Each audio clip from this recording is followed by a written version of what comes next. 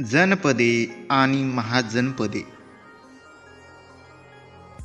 जनपदे म्हणजे साधारणपणे इसवी सन पूर्व 1000 ते इसवी सन पूर्व 600 हा कालखंड म्हणजे वैदिक तौर कालखंड मानला जातो. या काळात जनपदे अस्तित्वात आली. ही जनपदे म्हणजे छोटी छोटी राज्ये होती. भारतीय उपखंडाच्या वायव्येला असलेल्या आजच्या अफगाणिस्तानपासून पूर्वेला बिहार, बंगाल, ओडिसापर्यंतच्या प्रदेशात आणि दक्षिणेला महाराष्ट्रापर्यंत ही जनपदे पसरली होती. आजच्या महाराष्ट्राचा काही भाग तेव्हाच्या अस्मक या जनपदांनी व्यापलेला होता. संस्कृत, पाली आणि अर्धमागधी साहित्यात या जनपदांची नावे आढळतात. ग्रीक इतिहासकारांच्या लिखाणातूनही त्यासंबंधीची माहिती मिळते. त्यातील काही जनपदांमध्ये राजेशाही होती, काहीमध्ये मात्र गणराज्य होते. महाजनपदे. मित्रांनो, व्हिडिओ पसंत येत असेल तर व्हिडिओला लाईक करा व चॅनलला सबस्क्राईब करा.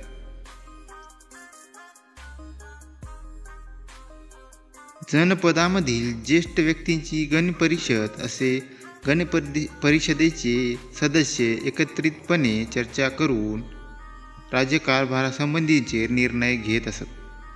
अशा चर्चा जिथे होत त्या सभागृहास संथागार असे म्हटले जाई. गौतम बुद्ध शाक्य गणराज्यातील होते. प्रत्येक जनपदांची स्वतंत्र नाणी होती. काही जनपदे हळूहळू अधिक बलशाली झाली. त्यांच्या भौगोलिक सीमा विस्तारल्या. अशा जनपदांना महाजनपदे म्हटले जाते. साहित्यातील उल्लेखांच्या आधारे असे दिसते की इसवी सन पूर्व 6व्या शतकापर्यंत महाजनपदामध्ये 16 महाजनपदांना विशेष महत्त्व प्राप्त झाले होते. त्यातही कोसल, वत्स, अवंती आणि मगध ही 4 जनपदे अधिक सामर्थ्यवान होत गेली. मगध साम्राज्याचा उदय. त्याआधी तुम्ही व्हिडिओला चॅनलला सबस्क्राईब करा व व्हिडिओला लाईक करा. बिंबिसारांचा मुलगा अजातशत्रू यानेही मगधचा विस्तार करण्याचे धोरण स्वीकारले. त्याने पूर्वेकडील अनेक गणराज्ये जिंकून घेतली. अजातशत्रूंच्या काळात मगधांची भरभराट झाली. त्याने बौद्ध धर्म स्वीकारला होता.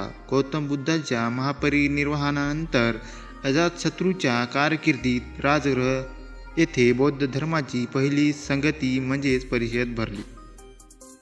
अजातशत्रूंच्या काळात मगधच्या पाटलीग्राम या नव्या राजधानीचा पाया घातला गेला. पुढे हेच पाटलीपुत्र या नावाने प्रसिद्ध झाले. पाटलीपुत्र आजच्या पाटणा शहराच्या परिसरात असावेत. अजातशत्रूनंतर होऊन गेलेल्या मगधच्या राजामध्ये शिशुनाग हा महत्त्वाचा राजा होता. त्याने अवंती, कोसल आणि वत्स ही राज्ये मगधाला जोडली.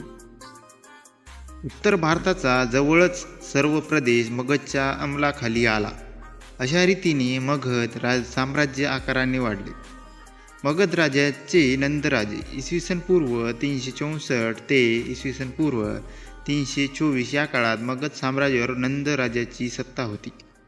एका मोठ्या साम्राज्याला आवश्यक अशी शासनव्यवस्था नंदराजांनी निर्माण केली.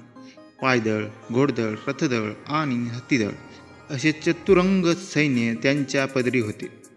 त्यांनी वजनमापांची प्रमाणित पद्धत सुरू केली. नंद घराण्याच्या शेवटच्या राजांचे नाव धनानंद होते. त्यांच्या काळापर्यंत मगध साम्राज्याचा विस्तार पश्चिमेकडे पंजाबपर्यंत झाला होता. धनानंदाच्या कारकिर्दीत चंद्रगुप्त मौर्य हा महत्त्वाकांक्षी तरुणाने पाटलीपुत्र जिंकून घेतले. नंद राजवटीचा शेवट केला आणि मौर्य साम्राज्याचा पाया घातला. पुढील पाठात आपण मौर्य साम्राज्याच्या उदयाच्या काळात भारताच्या वायव्य आणि पश्चिमेस भागावर झालेली परकीय आक्रमणे यांची माहिती करून घेऊ. तसेच मौर्य साम्राज्याचा विस्तार माहिती घेऊ. थोडक्यात आपण 16 महाजनपदांची प्राचीन व आधुनिक नावे पाहूया. त्याआधी तुम्ही व्हिडिओला लाईक करा व चॅनलला सबस्क्राईब करा.